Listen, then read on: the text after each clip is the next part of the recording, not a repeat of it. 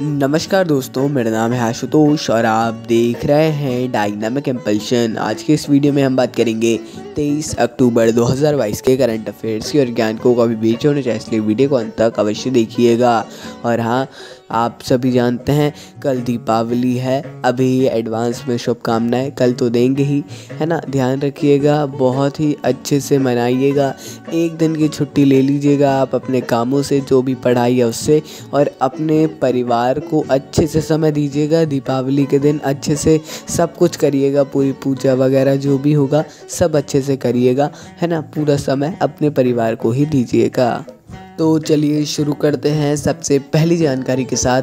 भारतीय अंतरिक्ष अनुसंधान संगठन Indian space research organisation ISRO ने जून 2023 में चंद्रमा पर अपना तीसरा मिशन चंद्रयान 3 लॉन्च करने की योजना बनाई है। इसकी घोषणा की है। यह इसरो को अपने भविष्य के अंतर्ग्रही अन्वेषणों में मदद करने वाला है। एक बहुत ही बड़े रूप में इसको किया जाएगा। बहुत ही अच्छा प्रोजेक्ट है। भगवान करे ये अवश्य सफल हो, और होगा भी, ऐसा मेरे को लग रहा है। तो चलिए अगली जानकारी को देखते हैं।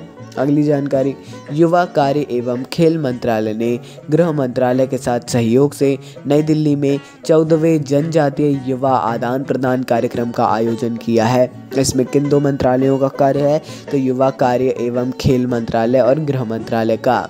तो ये इसका उद्देश्य है आदिवासी युवाओं को देश की समृद्ध सांस्कृतिक विरासत के प्रति संवेदनशील बनाना और उन्हें विविधता में एकता की अवधारणा को समझने में सक्षम बनाना। बहुत ही ज़्यादा अच्छी बात है। इसको नई दिल्ली में आयोजित किया गया है। ये इसका 14वां संस्करण था, इसको याद रखिएगा। चलिए अगली एक इम्पॉर्टेंट न्यूज़ को देखते हैं। 2023 से न्यूयॉर्क शहर, केवल न्यूयॉर्क, पूरे न्यूयॉर्क में नहीं, न्यूयॉर्क शहर जो है वहाँ की राजधानी, यहाँ पर दिवाली पर रहने वाला है स्कूल का अवकाश। दिवाली पर स्कूलों में अवकाश रहेगा। शहर के वर्तमान मेयर महापौर एरिक एडम्स ने घोषणा की है कि 2023 से न्यूयॉर्क शहर में दिवाली पर स्कूलों का अवकाश रहने वाला है।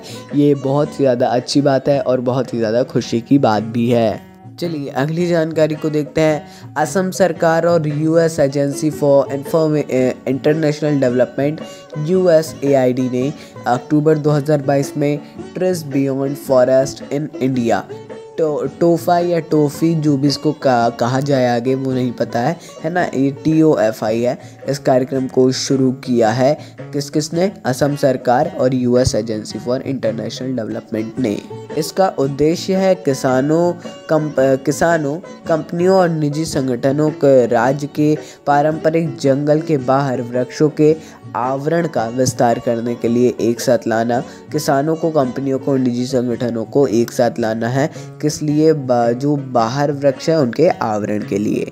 ये इम्पॉर्टेंट क्वेश्चन है और पढ़िएगा इसके बारे में, है ना। उतना भी नहीं है लेकिन हाँ इम्पॉर्टेंट है, इसलिए पढ़ना आवश्यक रहेगा। चलिए अगली एक और जानकारी को देखते हैं। अगली जानकारी है, भारत की पहली माइग्रेशन मॉनिटरिंग सिस्टम का उद्घाटन मुंबई में किया गया था, है ना। किया गया है, वर्तमान में ही करंट अफेयर्स हैं ऑब्वियसली। जो प्रवासी गर्भवती महिलाओं, स्तनपान कराने वाली माताओं और बच्चों के बारे में एक ही प्रणाली पर तत्काल जानकारी प्रदान करती है।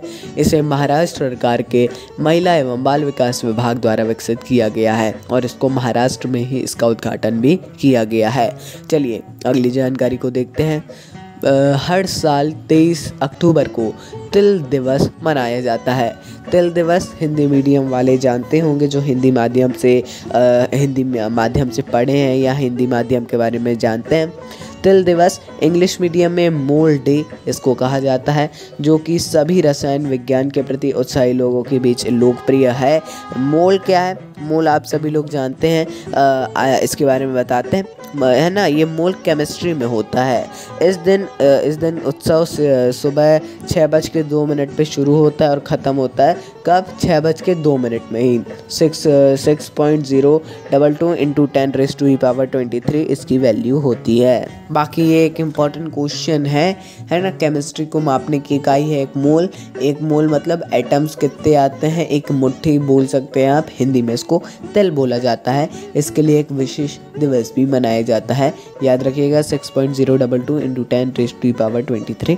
जो लोग केमिस्ट्री के बारे में जानते हैं उनको इसके बारे में अवश्य ही पता होगा। चलिए अगली एक विशेष जानकारी, एक इम्पॉर्टेंट जानकारी को देखते हैं।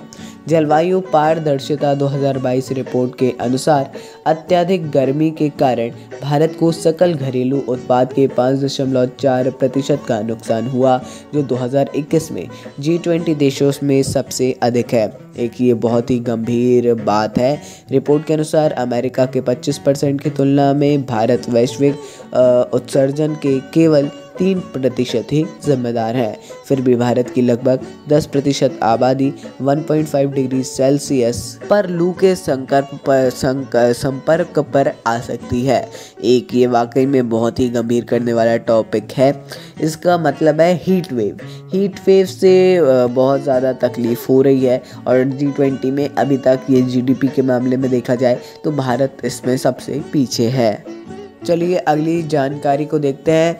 Mercer CFS global pension index 2022 में भारत 44 देशों में से 41वें स्थान पर है। किसने? मर्सर CFS ग्लोबल ने इसको जारी किया। एक पेंशन इंडेक्स है, पेंशन सूचकांक है।